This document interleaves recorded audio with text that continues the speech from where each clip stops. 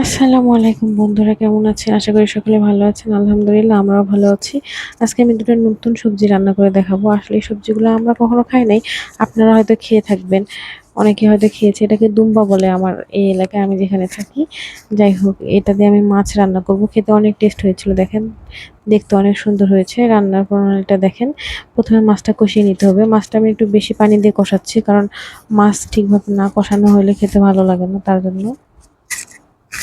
মাছটা কষানো হয়ে গেলে আমি শুধু মাছটা উঠাই নিব। আর সামান্য একটু যেই ঝোল থাকবে, এই ঝোলের মধ্যে সবজিটা কষিয়ে নিতে হবে। বাড়তি কোনো ঝোল দেওয়া যাবে না। এই যে দেখেন, আমি সবজিটা দিয়ে দিয়েছি। আসলে আপনার এলাকায় এই সবজিটাকে কি বলে অবশ্যই জানাবেন। আমার এলাকায় এটাকে দুম্বাই বলে। বিভিন্ন এলাকায় বিভিন্ন নাম বলে। দেখেন, এই যে সুন্দর করে কষিয়ে নিতে হবে। ওই সামান্য ঝোলটার মধ্যে কষিয়ে নেবেন। দেখেন কত সুন্দর কষানো হয়ে গিয়েছে সবজিটা। মনে হয় খুলে খুলে আসতেছে, এরকম একটা অবস্থা। এত সুন্দর কষানো হয়ে গিয়েছে। আমি আসলে দুম্বা, বেগুন আর আলু দিয়েছিলাম। এই যে এই পর্যায়ে মাছটা দিয়ে দিব। মাছটা দেওয়ার পর হালকা একটু ঝোল দিব। আর ঝোলটা যতক্ষণ পর্যন্ত না কমে আসছে ততক্ষণ পর্যন্ত জাল দিতে হবে, কারণ এত ঝোল তো খাওয়া সম্ভব না।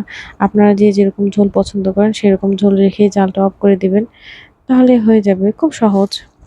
আর এরপর দেখাবো কাঁকরোল ভাজি। দেখেন কত সুন্দর হয়েছে। আলহামদুলিল্লাহ। যদিও প্রথমবার রান্না করেছি, ভেবেছিলাম হয়তো খারাপ হবে, প্রথমবার রান্না করছি, এর আগে তো কখনো রান্না করি নাই। না, সুন্দর হয়েছিল। খেতে অনেক স্বাদ লাগলো।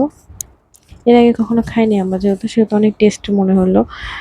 আমি যেভাবে রান্না করেছিলাম, আপনারা কে কিভাবে রান্না করেন জানি না। এটা হয়তো অনেকভাবে রান্না করা যায়। মাছ দিয়ে খাই কিনা আমি কখনো জানি না বা দেখি নাই, কিন্তু আমি আমার মতো করে রান্না করেছিলাম, তারপর অনেক মজা হয়েছিল। এই যে প্রথমে পেঁয়াজ দিয়ে দিলাম। আমার মনে হয় যে এটা মনে হয় করলার মতো ভাজি করলেও খেতে অনেক টেস্ট হবে। যাই হোক, আমি ওরকম কখনো করি নাই, একদিন করে আপনাদেরকে অবশ্যই জানাবো। আমি একটু বাটা মশলা দিয়ে দিলাম। আদা রসুন জিরা একসঙ্গে বেটে রেখেছিলাম, সেটা দিলাম। হালকা একটু ভেজে নিচ্ছি। এরপর লবণ দিয়ে দিলাম। তারপর দেবো হলুদ গুঁড়ো, মরিচ গুঁড়ো আর সামান্য একটু কাঁচা জিরা দিব আমি, শুধু ফ্লেভারের জন্য।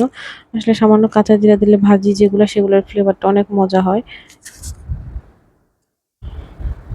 এর পর্যায়ে আমি দিয়ে দিলাম কাঁকরোল। এটাকে কাঁকরোল বলে, আপনার এলাকায় কি বলে অবশ্যই জানাবেন। সুন্দর করে আমি মিক্স করে নিচ্ছি, দেখেন।